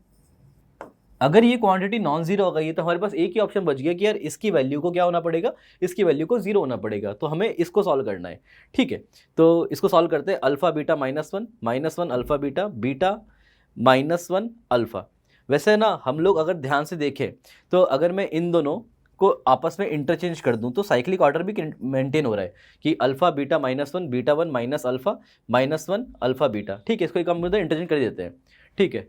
तो हमारे पास क्या लिखा हुआ है अल्फा बीटा -1, ठीक है। मैं बीटा -1 अल्फा और -1 अल्फा बीटा मैंने दो रोज को आपस में इंटरचेंज कर दिया, है ना। आप देख सकते हो मैंने रो 3 बीटा -1 अल्फा, इसको बीटा -1 अल्फा लिख दिया यहाँ पर, और फिर ये -1 अल्फा बीटा है, तो देखो -1 अल्फा बीटा मैंने यहाँ लिख दिया। अब मैंने दो रोज को आपस में रो 2 और रो 3 को इंटरचेंज कर दिया, एक माइनस साइन बाहर लगाना पड़ेगा, और इसकी वैल्यू क्या होना पड़ेगा, 0 होना पड़ेगा। अब इस माइनस की कोई इज्जत नहीं है बेटा, है ना। अब हम लोगों ने पढ़ा था कि अगर सपोज करो एक साइक्लिक ऑर्डर मेंटेन्ड हो रहा है, अगर हमें एक साइक्लिक ऑर्डर मेंटेन हो रहा है तो हम डिटर्मिनेंट को डायरेक्टली याद रखते हैं कि माइनस टाइम्स ऑफ, तो माइनस माइनस कंपनसेट होकर प्लस हो जाएगा, plus times of bracket start करके a cube plus b cube plus c cube -3 a b c, तो अल्फा बीटा -1 इक्वल्स टू क्या हो गया, 0 हो गया। तो आपको पता लग गया कि alpha cube plus beta cube -1 की वैल्यू किसके बराबर आ गई है, 3 अल्फा बीटा -1 मतलब -3 अल्फा बीटा के बराबर आ गई है। अब ये चीज़ हो रही है तो हम लोग क्या बात कर सकते हैं, हम लोग दो बातें कर सकते हैं। पहली बात हम लोग कर सकते हैं कि या तो अल्फा प्लस बीटा प्लस -1 की वैल्यू 0 होगी, और एक बात हम क्या कर सकते हैं, और हम बात कर सकते हैं कि अल्फा बराबर बीटा बराबर -1 होगा, कि जितनी भी इन्वॉल्व क्वांटिटीज़ है वो आपस में बराबर होगी। चलो क्वेश्चन में देख लेते हैं कि इसने कुछ बोल रखा है क्या। इसने बोल रखा है कि for distinct positive real alpha and beta, इसका मतलब है अल्फा और बीटा की वैल्यू सेम नहीं हो सकती, अलग अलग होगी। तो इसका मतलब हो गया कि यार हमारा ये वाला जो अजम्पशन है ये होल्ड नहीं कर पाएगा। तो आपके पास एक ही वैल्यू बच गई कि अल्फा प्लस बीटा, इसकी वैल्यू क्या होना पड़ेगा, 1 होना पड़ेगा, ठीक है। तो आपसे क्या बोलता है, वैल्यू किसके निकालनी है, अल्फा प्लस बीटा -3 की वैल्यू निकालनी है। तो हम लोग वैल्यू निकालते हैं, अल्फा प्लस बीटा -3, इसकी वैल्यू क्या हो जाएगी, -2। तो ये -2 आपका आंसर हो गया, ठीक है। चलो जी, thank you. So next question एक कॉम्प्लेक्स नंबर का क्वेश्चन है। इसके अंदर हमको argument of z denote the principal argument of z। Principal का मतलब होता है कि ये -pi open to pi close के बीच में हम इसको ले रहे हैं। Omega be the cube root of unity for which 0 से पाई के बीच में आर्ग्यूमेंट इसका होता है। तो हम जानते हैं कि वैसे क्यूब रूट ऑफ यूनिटी 3 होते हैं ना, 1 ओमेगा स्क्वायर, पर जो 0 से पाई के बीच में, इट मीन्स कि ओमेगा को हमको लेके चलना है e⁻⁰ इंटू 2π/3, राइट। तो इसका आर्गुमेंट 0 से पाई के बीच में है। ये हम देख पा रहे हैं कि इसका आर्गुमेंट हमको कैलकुलेट करना है। ये एक जीपी है ना, तो ये कैसे जीपी है हम यहाँ पे लिख लेते हैं। तो alpha is equal to minus omega plus minus omega square up to 2025 terms, right. तो ये इक्वल हो जाएगा हमारा a into r is to power n-1 upon r-1, it means minus omega -1, right. तो अगर इसको हम कैलकुलेट करते हैं ना, तो देखो एक बात कि माइनस यहाँ से बाहर आ जाएगा ना, minus omega and omega power 2025, 3 से डिविजिबल है पूरा ना, तो वैल्यू 1 देगा, मीन्स -1, ठीक। नीचे माइनस कॉमन लेने से 1 प्लस ओमेगा, ओमेगा स्क्वायर होगा, तो minus of minus omega square, ठीक। तो ये सब चीज़ें इक्वल है। देखिए -2 into minus omega 2 omega upon omega square, that is omega, right. तो अगर अब हम इसको आर्गुमेंट फॉर्म में देखना चाहते हैं ना, तो we know that argument of omega is equal to actually minus argument of omega, that is equal to -2π/3, ठीक है। तो -2π/3 हमारी इस रेंज के अंदर भी आ रहा है, और इसको अल्फ़ा बोला ना, ये अल्फ़ा का वैल्यू है। तो क्या हम यहाँ से देख सकते हैं क्या कि 3 अल्फ़ा अपॉन पाई ना, इसका आंसर किसके इक्वल होगा, -2 के, right. So it's answer is -2। तो ये अपने 13 का आंसर है। तो ये अपना क्वेश्चन नंबर 13 था। नेक्स्ट क्वेश्चन की तरफ चलते हैं। तो क्वेश्चन नंबर 14 स्टार्ट करते हैं। R denote the set of all real numbers, और एक एफ फंक्शन है R2R में, जी फंक्शन है R2 0 to 4 ओपन, दोनों फंक्शन डिफाइन कर रखे हैं बड़े अच्छे से, और composition of f o g inverse को ऐसा दिखाया, ठीक है। तो g inverse is the inverse of g, ठीक है। Find the value of the derivative of the composite function this f of g inverse x. देखिए हमको ये पूछा ना, d by d x of f of g inverse of x, right. इसको अगर हम डिफ्रेंशिएट करेंगे ना तो हमको क्या क्या मिलेगा, पहले एफ का डिफ्रेंशिएशन यानी F dash of g inverse x, ठीक। फिर जी इनवर्स का डिफ्रेंशिएशन। थोड़ी देर के लिए ऐसा अज्यूम कर दें क्या कि जैसे जी इनवर्स को ना मैं एक नया फंक्शन एच समझ लेता हूँ, जैसे कि वो एच ऑफ एक्स है फॉर एग्जांपल, ऐसा अपन मान लेते हैं ना। तो जी इनवर्स का डिफ्रेंशिएशन यानी हम बोल सकते हैं कि वो एच डैश एक्स की यहाँ पर बात हो रही है, ठीक है। और ये सब हमसे पूछा है when x is equal to 2, यानी हम इसका वैल्यू कैलकुलेट करना चाहते हैं ना कि F dash of g inverse of 2 and H dash of 2, ठीक है ना। ये वैल्यू हम कैलकुलेट करना चाहते हैं। तो सबसे पहले हम फर्स्ट एक्सप्रेशन की बात कर लेते हैं ना, f dash of g inverse 2। तो हमको जी इनवर्स 2 के बारे में सोचना पड़ेगा। देखो बड़ी ऑब्वियस बात है, ये जो जी फंक्शन है ना जी, इसके अंदर अगर हम एक्स को 0 पुट कर दें ना तो जी ऑफ ज़ीरो इसका वैल्यू 2 के इक्वल आ रहा है ना, 4/1 + 1। तो इसका उल्टा अपन ऐसा बोल सकते हैं क्या कि जो हमारा जी इनवर्स ऑफ 2 होगा ना, जी इनवर्स ऑफ 2, उसका आंसर एक्चुअली किसके इक्वल होगा, 0 के इक्वल होगा। पहली बात समझ में आती है ना। तो अगर मेरे को जी इनवर्स 2 का आंसर 0 है ना, तो ये जो फर्स्ट पार्ट होगा ना, फर्स्ट पार्ट एक्चुअली ये एफ डैश ऑफ 0 ही लिखा हुआ है। किस बात से अपन एग्री करते हैं। सेकंड पार्ट को भी हम देखेंगे ना, बट एफ डैश 0 हमको कैलकुलेट करना है। हम एफ एक्स को सॉल्व कर देते हैं थोड़ा। देखिए f of x is equal to ln of x square minus 2x + 4, ठीक। F dash x is equal to, इसको डिफ्रेंशिएट कर लो, 1/x स्क्वायर माइनस 2x + 4, और इसका डिफ्रेंशिएशन 2x - 2। एग्री करते हैं इस बात से, है ना। प्लस है ना यहाँ पर एफ डैश 0 निकाल लेते हैं ना, f dash 0 will be equal to 2/4 that is half. तो इसका वैल्यू तो आ चुका हमारे पास है ना, f dash 0 is equal to half.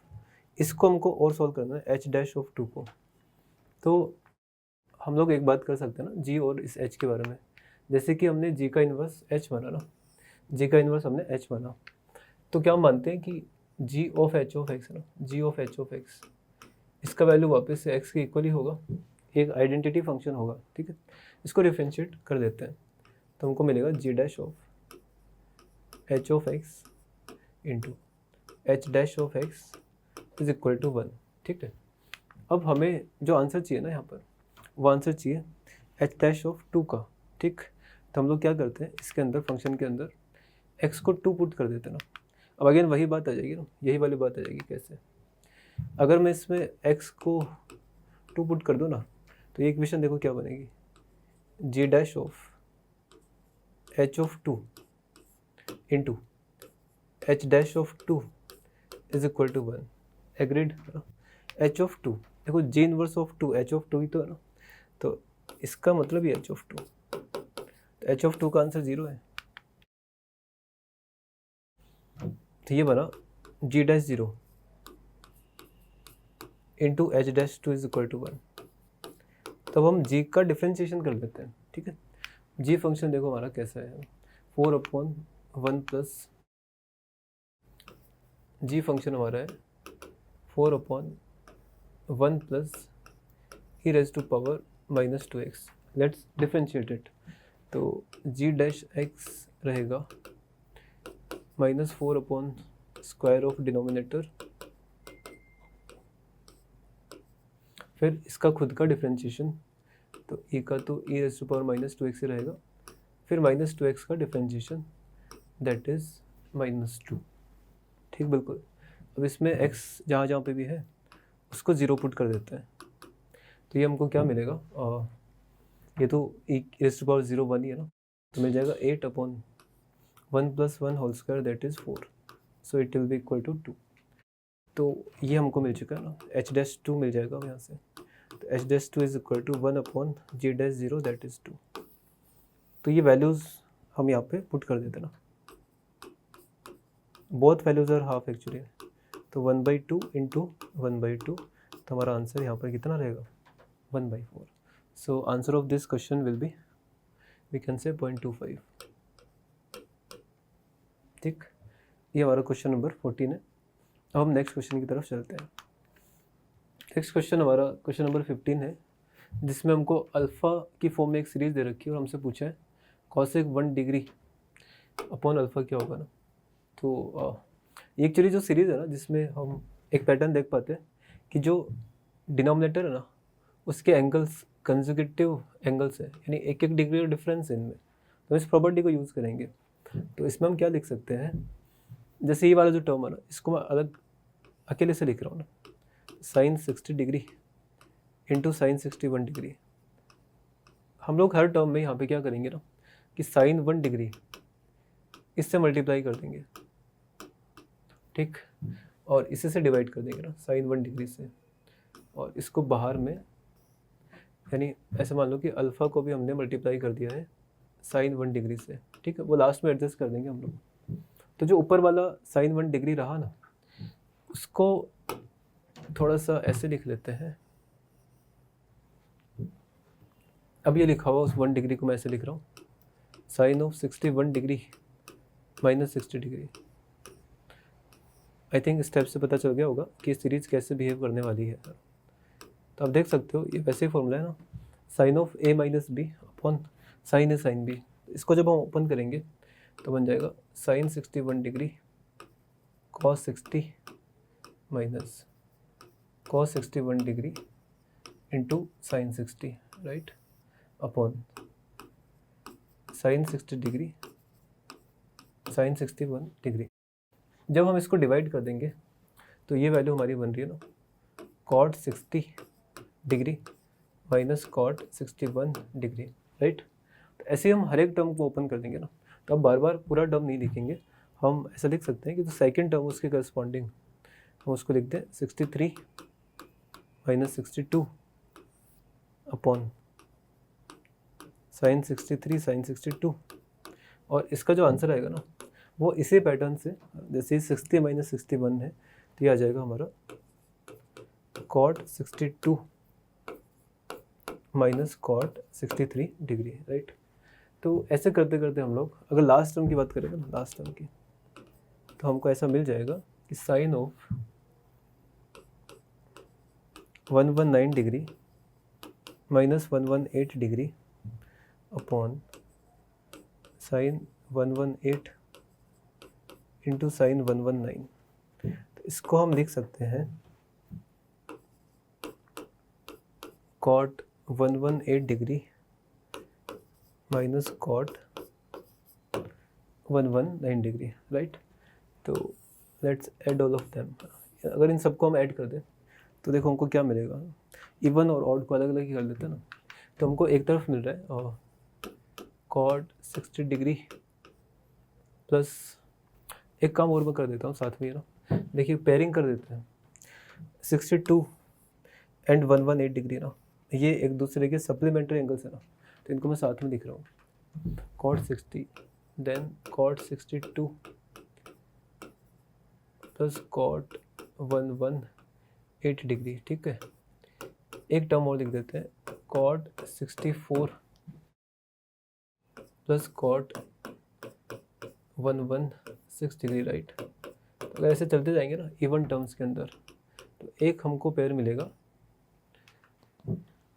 जो इनका मिड की तरह बिहेव करेगा 90 से पहले और बाद में, यानी cot 88 degree plus cot 92 degree, right. cot 90 का टर्म होगा बट वो ज़ीरो, हम तो जानते हैं इसको ऑलरेडी। फिर ये सब इवन डिग्री वाले टर्म्स है ना, ऑड डिग्री वाले टर्म्स देखना, फिर माइनस, फिर वापस वही कनेक्शन हम बिठा रहे हैं ना 61 एंड 119, ये भी सप्लीमेंट्री एंगल्स है। तो minus of cot 61 degree plus cot 119 degree, फिर minus again cot 63 plus cot 117, और 90 के आसपास सबसे लास्ट जो एंगल बनेगा minus of cot 89 and cot 91 degree, right. अब ये बड़ा ही इजी एक्सप्रेशन बन गया ना, cot theta plus cot pi minus theta 0।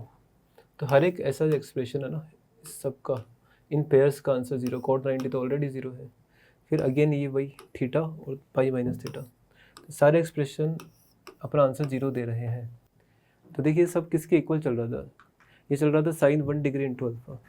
तो हमारी इक्वेशन ऐसी ना कि sine 1 degree into alpha is equal to only बचा cot 60, so cot 60 is equal to what 1/√3, right. देखते हमसे पूछा क्या गया है, हमसे पूछा कॉसेक 1 डिग्री अपॉन अल्फ़ा। देखिए साइन 1 का उल्टा ही कॉसेक 1 है ना, तो ये लिखा हुआ है alpha upon cosec 1 degree is equal to 1/√3। तो जस्ट रिवर्स इट, इसको इन्वर्स ले लो, तो cosec 1 degree upon alpha is equal to √3, और इसकी स्क्वायरिंग पूछी हमसे, √3 का square 3। So the correct answer here is 3, right. ये क्वेश्चन नंबर 15 था। अब हम नेक्स्ट क्वेश्चन की तरफ चलते हैं। नेक्स्ट क्वेश्चन एक इंटीग्रेशन है और कुछ एक्सप्रेशन की टाइप में बना रखा है, और अल्फ़ा अगर हमको मिल जाएगा तो अच्छा अल्फ़ा के इक्वल ये सब दिया ना, तो अल्फ़ा के पीछे हमको पढ़ना ना, 10 तो हम उस एक्सप्रेशन का उसका ले लेंगे ना। अब इसमें आप ये देखिए कि जो इसकी लिमिट्स है ना वो एक दूसरे के रेसिप्रोकल्स है ना, जैसे कि ये हाफ है और ये 2 है, तो हम एक प्रॉपर्टी इसमें अप्लाई कर देते हैं कि इसी एक्सप्रेशन में let this be equation number 1, और जस्ट x को रिप्लेस कर देते हैं ना 1/x से। तो x को अगर 1/x से रिप्लेस करेंगे तो चीज़ों में क्या क्या चेंज हो जाएगा, तो alpha will be again equal to, limits बन जाएंगी 2 से हाफ, राइट। ऊपर tan इनवर्स 1/x ना, tan इनवर्स 1/x, नीचे देखिए x को 1/x से रिप्लेस करेंगे ना तो वापस सेम बन जाएगा but divide by x square. तो इसको ऐसे लिख सकते हैं ना 2x² minus 3x plus 2 upon x square, तो इसको मैं यहाँ लिख देता हूँ, ठीक। फिर dx, एक्चुअली dx करेंगे ना, dx equal to -1/x² into dx, तो -1/x² इंटू dx, राइट। अगर हम इसको सॉल्व करें x² से x² कैंसिल आउट कर सकते हैं, माइनस हमारी अपर लोअर लिमिट को एडजस्ट कर देगा, तो ये हमारा बन जाएगा हाफ से 2, है ना, वापस से हाफ से 2, फिर tan inverse 1/x upon same quadratic 2x² minus 3x plus 2 dx। Let this be equation number 2। Equation 1 और 2 को ऐड कर देते हैं, इससे तो फ़ायदा होगा। तो while we add equation 1 and 2, तो अल्फ़ा की जगह 2 अल्फ़ा बन जाएगा। तो 2 अल्फ़ा किसके इक्वल रहा कि half to 2 tan inverse x plus tan inverse 1/x upon the same quadratic that is 2x² minus 3x plus 2 and into dx। अब व्हेन x इज़ पॉजिटिव तो हम जानते हैं कि इसका वैल्यू तो π/2 ही है, तो इसको हम π/2 से रिप्लेस कर देते हैं। तो देखो क्या क्या मिला अब हमको, तो 2 alpha is equal to π/2 common ले लेते हैं इसमें से, हाफ टू 2, यहाँ पे हम एक परफेक्ट स्क्वायर बनाएंगे, ठीक है। तो इसमें से 2 को कॉमन लेते हैं ना नीचे में से, ऊपर तो खाली dx ही बचा। जैसे नीचे में से 2 को कॉमन ले रहे हैं तो अंदर हमको मिल रहा है x² minus 3x/2 and plus 1, right. इसको हम लिख सकते हैं x माइनस 3/4 होल स्क्वायर। तो ऐसा करने के लिए हमको 9/16 को प्लस माइनस करना पड़ा ना, तो यहाँ पे आ जाएगा 1 माइनस 9/16 दैट इज़ 7/16, समझ गए। 9/16 7/16 वापस 1 फॉर्म हो जाएगा, ठीक है ना। ये बाहर का 2 इसको एडजस्ट करवा देते हैं। तो अब हमको ओवरऑल हमारा एक्सप्रेशन ऐसा दिख रहा होगा ना कि 2 alpha is equal to pi by 2 and pi by 2, that is pi by 8 into half to 2 dx upon x minus 3/4 whole square plus इसको हम लिख सकते हैं √7/4 होल स्क्वायर, राइट। तो अब देखो ये बड़ा स्टैंडर्ड सा इंटीग्रेशन है एक्स स्क्वायर प्लस ए स्क्वायर वाला। तो ओवरऑल हमारे पास क्या रहेगा, अल्फा इज इक्वल टू, इस 2 को भी यहाँ पे एडजस्ट कर देते हैं, तो pi by 16 into half to 2, यहाँ पे होता है 1/a का मतलब 1/√7/4, तो 4 ऊपर चला जाएगा, और tan inverse x upon a का मतलब है 4x माइनस 3/4 अपॉन √7/4। तो अपॉन में only there will be √7, right. और बिकॉज ये ऑब्वियसली इंटीग्रेशन तो हट चुका है, यहाँ पे तो हम लिमिट लगा रहे हैं, और इस पे हम लिमिट लगा देते हैं half to 2, right. So let's calculate it. देखो 4 टाइम ये कैंसिल आउट हो जाएगा, तो यहाँ से हमको मिल रहा है alpha is equal to pi upon 4√7 into tan inverse में हमको क्या क्या मिलने वाला है। तो tan इनवर्स ऑफ, जब 2 पुट करेंगे तो 8 minus 3 5, so 5/√7 minus tan inverse of, अगर हम हाफ पुट कर देंगे ना यहाँ पर, तो हाफ में हमको मिल जाएगा 2 माइनस 3 यानी -1/√7, माइनस माइनस प्लस कर सकते हैं, तो tan इनवर्स 1/√7 ये हमको मिला। जो हमको कैलकुलेट करना है ना, उसमें क्या है, tan of 2 alpha √7 upon pi, इसका हमको रूट भी देना है। देखिए एक 2 अल्फ़ा √7, एक 2 का एक्सप्रेशन हम ढूंढते हैं, एक 2 का एक्सप्रेशन गायब है इसमें। तो लेट्स सी, जो हमने दोनों एक्सप्रेशन को ऐड कर दिया था, दैट इज़ 2 अल्फ़ा, ये वैल्यू पाई बाई 2 है यहाँ से, ओके। पाई बाई 8 जब हमने किया ना, तो हमने इन तीनों वैल्यूज़ को ले लिया एक्चुअली ना, 2 2 और 2, तो ये हमारा 2 एक्स्ट्रा ना, इसको हटा रहा हूँ यहाँ से, ठीक है ना। ये 2 एक्स्ट्रा है, इसकी वजह से भी यहाँ पे भी जो 16 है ना, वो 16 नहीं है एक्चुअली, वो 8 है, ठीक है ना। तो 8 है, और अगर वो 8 है तो यहाँ पे बचेगा 2, ठीक। तो ये जो हमारा एक्सप्रेशन है ना, अभी ऐसा बन गया हमारे पास कि 2√7 alpha upon pi, 2√7 alpha upon pi is equal to, एक बड़ा सिंपल सा एक्सप्रेशन है, tan inverse 5/√7 plus tan inverse 1/√7, right. अब ऑब्वियसली हमको इसका tan लेना है, तो दोनों साइड का tan ले लेते हैं, ठीक। √7 से बाद में मल्टीप्लाई कर लेंगे, so taking tan both of sides, so this will indicate tan of 2√7 alpha upon pi is equal to, इसका tan ले लो, तो ये बन जाएगा 5/√7 प्लस 1/√7 अपॉन 1 माइनस, इनको मल्टीप्लाई कर देंगे तो 5/7, right. So it will be 6/√7 upon 2/7। तो ये ओवरऑल हमारा चल रहा है √7 3, सो 3√7, ठीक है ना। ये हमारे पास ओवरऑल एक्सप्रेशन है इसका। हमको जो ओवरऑल वैल्यू निकालनी है वो किसके निकालनी है, देखो √7 इंटू tan ऑफ दिस, इसका आंसर क्या होगा। अगर हम इसको √7 से मल्टीप्लाई कर दें, देखो वहीं लिख लेते हैं आंसर, इसको मल्टीप्लाई कर देते हैं उससे √7 से, तो ये आंसर हो जाएगा √7 into 3√7, so the answer is equal to 21, right. So इसका आंसर होगा 21। तो ये आपका JEE एडवांस पेपर नंबर 2 था। Thank you.